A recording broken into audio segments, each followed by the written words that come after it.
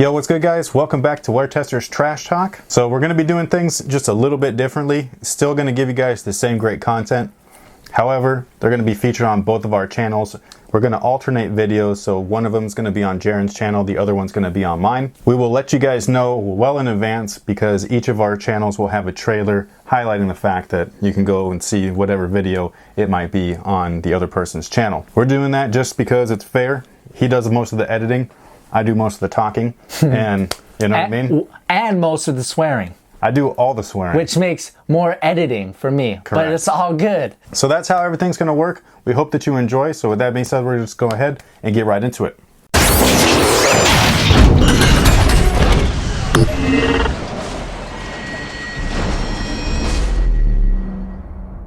So the new trend of this new generation is binge watching, and Netflix has gifted us a whole new set of episodes. There's a lot, actually. I think there's 13. There's like 13 episodes. Yeah, that's usually there's 10. But what we're talking about is Marvel's Jessica Jones just hit Netflix. We have both watched the same amount of episodes, and we're going to talk about it. Chris, did you read the Jessica Jones comic? The comic books, not so much. I think most people didn't. Well, I knew of them. It's just, Right. It's just that the way that her comics were presented were called Alias. Alias, yep. Like her private eye company name. And traditional comic book nerds, like, we don't read that shit. You know what I mean? Like, we need to have like an actual, like, the Defenders, which she's in, or the Avengers and things like that. Yeah, we read that. When I heard that they were doing a Jessica Jones show, I thought it was interesting just because she's not like a classic character. Right, yeah. You know what I'm saying? Yeah. It's kind of like when people were like tripping out about Iron Man being like, oh, like he's like a B-list hero or whatever. Right. Like, she's like a D-lister. Like, she's like not For even, sure. yeah, she's not For even sure. on the radar. So it's like when they said that they were doing Jessica Jones, I was like, oh, okay, this is going to be really, really interesting to see how this works. Like you said, like, Jessica Jones isn't the traditional comic book, and a lot of comic book readers didn't really connect with the book. I think the same could be said for this show. Like, it's not a traditional, I was just about to say, like, superhero show. Like Daredevil was kind of, you know, he had the origins and he was going through his things.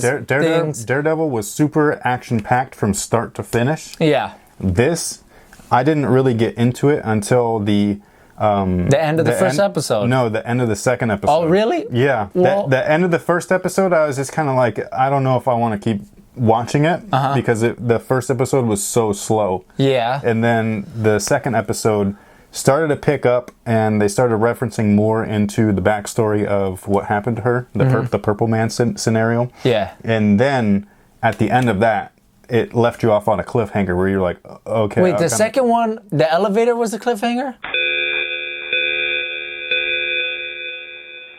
That was at the end of the first episode. Okay. Because where the girl killed her parents. Yeah, I thought... Spoiler. I thought that the first episode cliffhanger, I was like, whoa, and I wanted to watch the second, but was the second. Yeah, because I saw that coming at the end of it. Okay, I didn't see it coming. As soon as the two of them, the parents, got into the elevator with their daughter, and as soon as that shit started, like, it's like, why are you focusing on this? Yeah, no, I thought something was coming up, but I didn't know she was gonna, like, pop them. No, I was just like, yo, something bad's gonna happen. I knew something bad was gonna. I didn't know she was gonna, like, pop them, but it was crazy. So yeah, like we're saying, I mean, don't go into this expecting like a bunch of action and seeing her powers and crap. It is a rated R. Oh yeah, version it's rated R of a TV girly crime drama, but without girly as in being like gushy. You know what I mean? Yeah, the women are definitely the main characters. Yeah, it's more raunchy, like women power, like yeah. You know what I'm saying? Like, if this was a reverse role, nobody would ever question anything. Yeah. But because it's women, if they portrayed this type of woman on TV, everybody'd be like, oh, what the fuck is this? So yeah, I think that they kind of, to that point, they kind of like force it on you because like she drinks a lot of alcohol. I think that she's badass personally. Yeah, no, she's badass, but I think just because you drink I wish that they had a hotter actress. One reason why it was so hard for me to get into the first episode is because I'm totally not into this chick.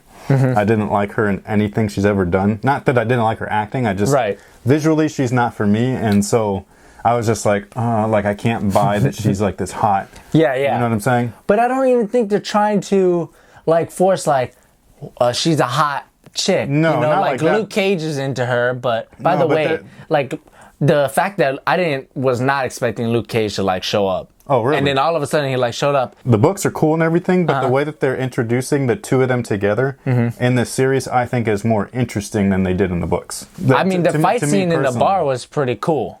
Okay, so that's where I start to get like nitpicky on the show, where Daredevil's action scenes were in your face, right? Yeah. Really well choreographed. There was some really dope shit in there.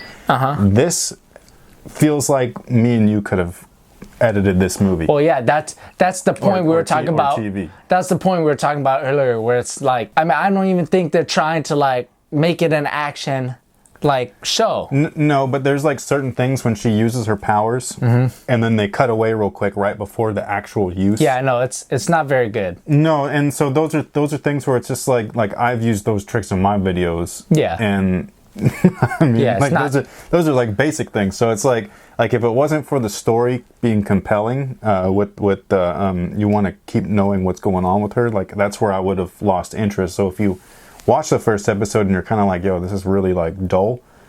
The second episode it picks up. The third episode is when I was like, okay, I'm going straight into the fourth. Yeah. And then I had to force myself to turn it off because it was like 3 a.m. Let me ask you this last thing. So we're around the fourth episode. We didn't really see too much of the villain. His name's Kilgrave. But we did see... The purple man. Yeah, we did see, a fair amount of him.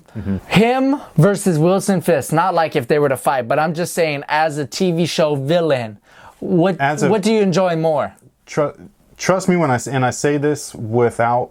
because I really love the movies and everything, but out of all Marvel properties, film properties, both on TV and in the big screen or on the big screen, this is the best villain we've had besides Loki. I think. What about Red Skull, dude?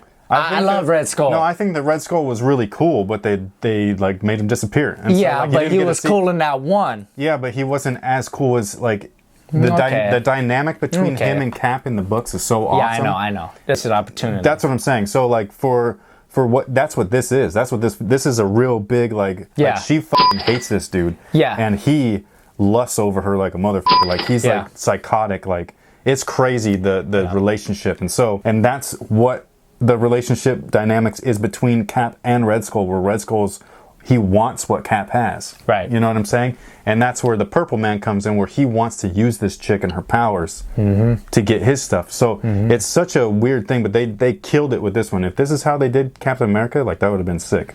Yeah, I think that, to me, I like the Daredevil one, and I don't know if you're going to hate me for saying this, but I felt like people were saying it was a lot better than it actually was. There was times when it was campy and it felt forced. There's a lot of things that went wrong for me in it. Number one, Foggy was really annoying.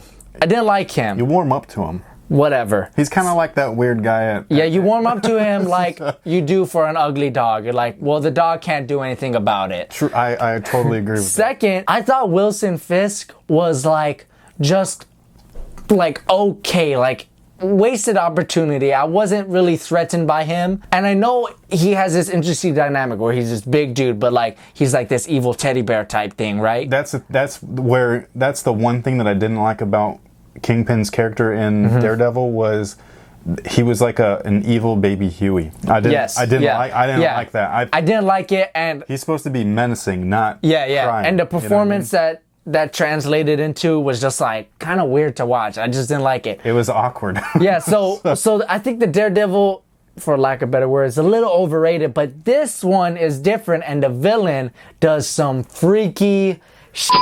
There you go, a rare swear word. But I'll pull more out of him. But he does some like sadistic stuff where he's like smile for like 72 hours and they're just pee in the closet. Pee in the closet, jump up and down for like days. It's just like that's just like scary to think of. That's the thing, is that this is the best villain. Yeah. Where when you're thinking of a villain, that's he's it. He's pretty raw. You know what I mean? So that's where I'm like this is Loki jokes around. And that's his job. That's his task. He's what is it? The god of mischief, right? This guy is that, but with like purely sadistic intentions. Not with like self-amusement, but with straight up like, this is just going to be interesting to watch. And it's so creepy, dude. Like, it's crazy. If we compare great villains, you have, say, Jack Nicholson Joker versus Heath Ledger Joker. If you were to meet them in person, one would be kind of like you don't know if he's playing or not. The other one would make you shit yourself. Yes. That's the difference between Loki and Kilgrave, or the Purple Man. Whereas Loki, you're kind of like, yo, I kind of like this guy sometimes. He's an ass, but he's likable.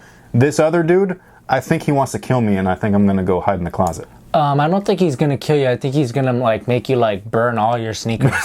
Like he's just like, what hurts you the most without actually physically hurting you? Yeah. Okay, just like burn all of your sneakers. You're done. And yeah, I mean, he's just it's crazy. Sneakerhead's worst nightmare. The after effects of his mental powers on people, like the cop, is really cool to see. Yeah, I think it's dope. Yeah, it's really good. I'm enjoying where Jessica Jones is going. I'm excited. I'm not mad that there's a lot of episodes and they're like legit 55 minutes. But if you are expecting a straight up superhero thing, you're going to be a little disappointed. Yeah. It's more detective-y.